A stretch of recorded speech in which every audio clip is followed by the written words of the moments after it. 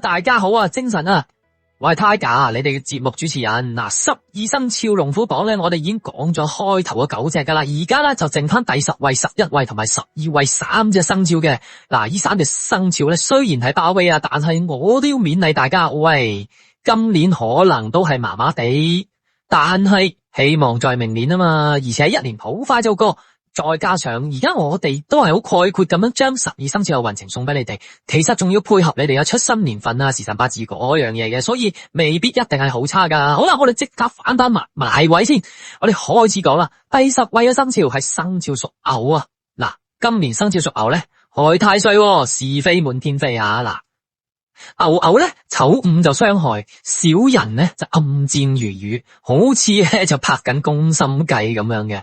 咁啊，害人之心咧就不可有，防人之心就不可無啊。今年呢，事事要提高警惕啊。嗱，事業財運啦，今年啊好多嘢啊都會俾人哋撻咗去嘅。即係有一啲你做出嚟嘅成果啊，可能無啦啦俾人哋攞咗個功勞去㗎喎，咁啊會蝕底噶。所以今年咧好多時你都要親力親為咧，自己去 check 清楚，同埋要記住啊，有啲乜嘢唔好忍，即刻講啊。即係例如呢件嘢明明係我做嘅，咁你一定要將個功勞俾翻自己，唔好俾人哋偷鬼咗去。咁啊，感情人緣方面啊，咁啊今年一定要小心第三者同埋流言蜚語嘅。即係話如果假設你今年你係已經係同個伴侶如膠似漆啊，咁啊小心俾人哋去拆散你啊。咁如果你結咗婚啊，更加要小心啊，突然之間有第三者亂入啊。嗱，呢啲嘢咧通通咧都要自己咧把持個心態好好嘅。雖然話勉強冇幸福啊，但係你自己惹嚟嘅飛來馬，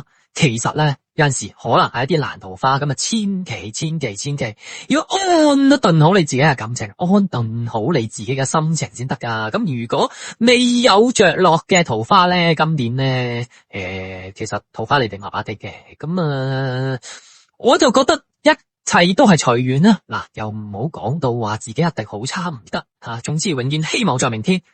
好啦，健康方面啊，腸胃咧好唔掂啊。今年要睇住個腸胃仔啊，有事啊記得食啲乜丸啊，古老闆都有介紹你食嘅，我隻可能都得噶咁樣。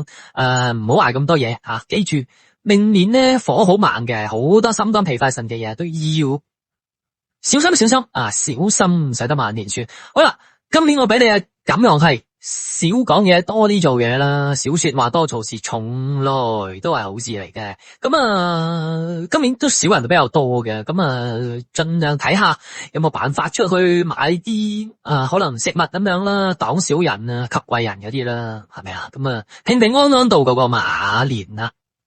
好啦，我哋好快嚟到第11位啦。喂，第11位就係馬仔啊。馬仔咧今年咧值太歲啊，自刑燒腦啊。馬就本命年，5咧就自刑，起伏咧好似坐過山車咁。但係記住啊，嗱，如果你衝動咧，就會等於你哋遲到噶。所以咧，沉住氣，好多嘢要沉住氣。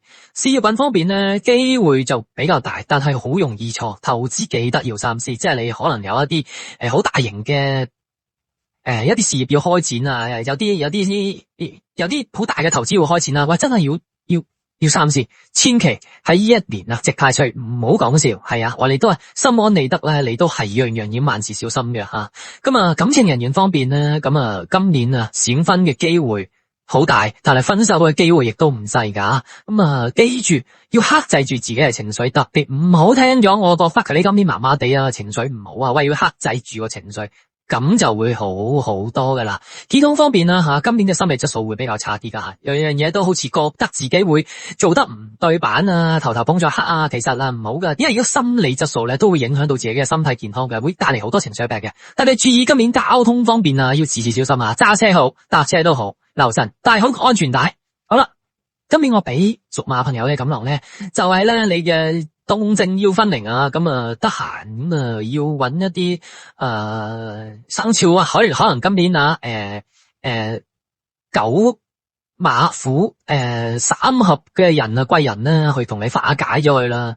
係啊，都容易識到嘅。哇，嗰個咁大個範圍係咪先？平平安安，記住唔好太擔心。好啦，最後我哋講到第12位啦，生肖屬鼠啊，生肖屬鼠啊，沖太歲亂到飛起啊！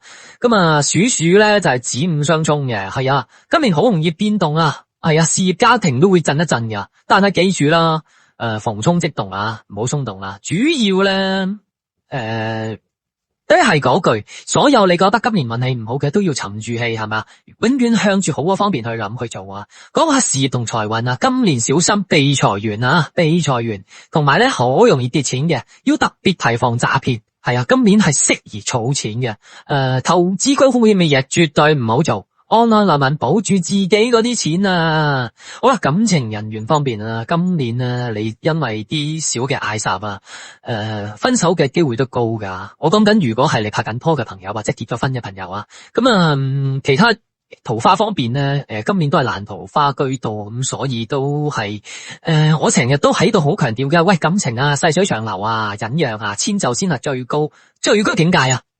健康方面要小心心腎呢啲意外啊，咁去 check 下多啲 check， 今年要做少少 body check 啊，少少血光咧，你就要去洗牙或者係捐血，咁快啲做去，咁洗牙成日做噶啦，我哋係咪先啊？咁今年我俾你嘅錦囊咧，就係喺洞中就求變，捱過佢，明年就會更好噶啦。好啦，咁一連講咗12集嘅生肖龍虎榜啦，然後咧下個星期咧，我哋會帶嚟每一隻12生肖裏邊每一隻嘅催運錦囊噶，咁好快咧，我哋會有預告出嚟噶啦。多謝你哋收睇，中意我哋嘅頻道，記得幫我 like 一 like 啊，跟住 share、subscribe， 我真係好希望可以繼續持續同大家喺每一個月裏邊咧有10幾集去分享我對玄學嘅一啲少少認識同大家分享嘅，咁而且加密貨幣亦都會繼續講噶。好啦，多謝晒你啊，Tiger 仔喺度同你講，拜拜。